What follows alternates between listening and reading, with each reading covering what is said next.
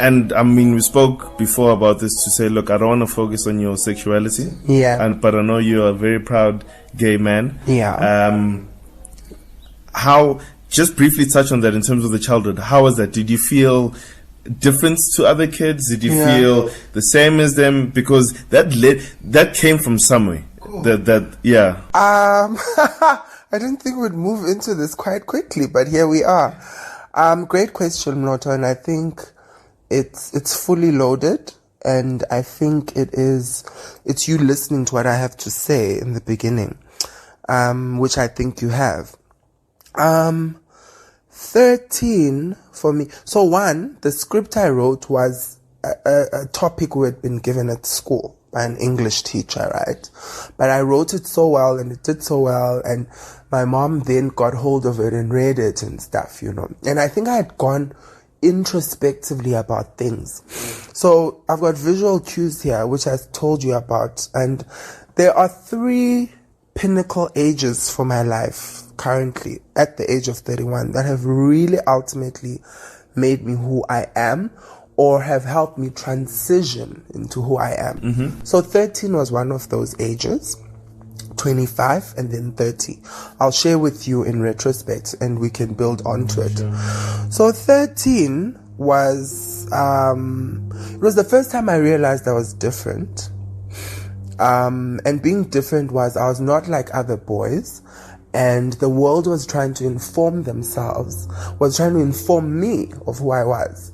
And I quickly got very uncomfortable with that, you know, growing up watching Oprah every day at 4 o'clock, not going to extramural activities like other boys, rushing home to come watch Oprah with my mom actually was a favorite pastime every day after school.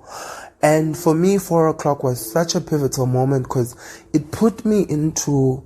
It allowed me to travel in my mind. Sure. And you know how big I am on traveling. Yeah. So it allowed me to travel into the United States, to wherever Oprah was or whatever. Or wherever TV took me to. So I always say TV has always been such an important part of my life in terms of traveling and not using my current situation as a determinant of where I'm going. So 13 was a very big age for me, where first of all, you're hitting puberty. You don't understand what's going on with your body. You also look like a girl sometimes. You're shaped like a girl. And some people, before I got this beard, thought I was a girl. So in my childhood, I'd get guys, older guys, sort of trying to come on to me.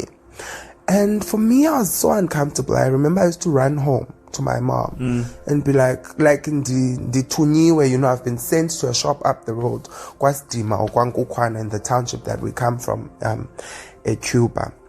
And, you know, I've been sent up the road to go buy bread or sausage or whatever young kids get sent to do. And on my merry way, you know, I'm a nonchalant kid.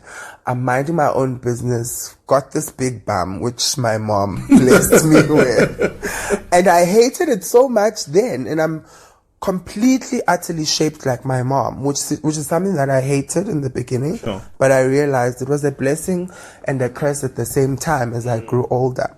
And I leaned in on the blessing a bit more.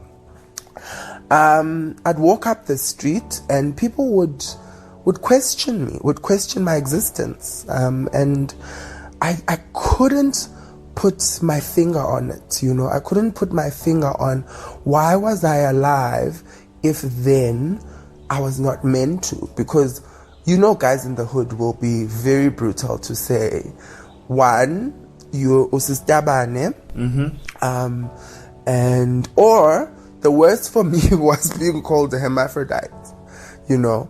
And at that time, did you know what that was? Yes. So there was a popular term called italase. Italase is basically having both organs. And I would walk up the street, Noto, and I'm like, do I have both?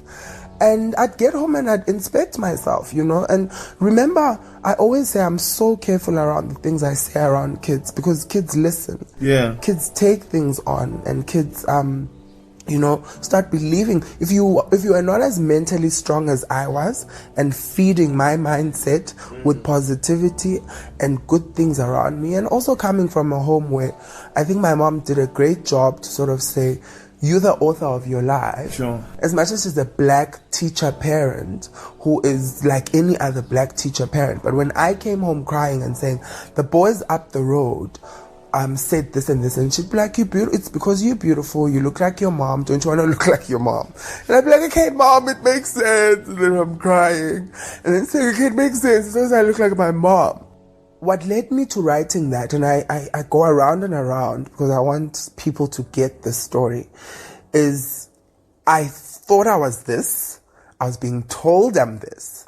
And something in me instantly clicked at such a young age. And it's something I always pray for young, confused kids or young people who just don't know who they are in terms of identity and authenticity, to find within themselves. I simply said, Mnoto, from that age, no one's going to tell me who I am. I'm going to tell the world who I am. Yes. And I'm going to walk out, and I am going to, and true to form, that's how I've managed my life throughout. That's how I've walked into every boardroom. That's how I've walked into every interview. That's how I've walked into every life situation. Was I walk in, you're a bit apprehensive about who I am at face value, but I'm going to let you in on what the colors of me are all about. And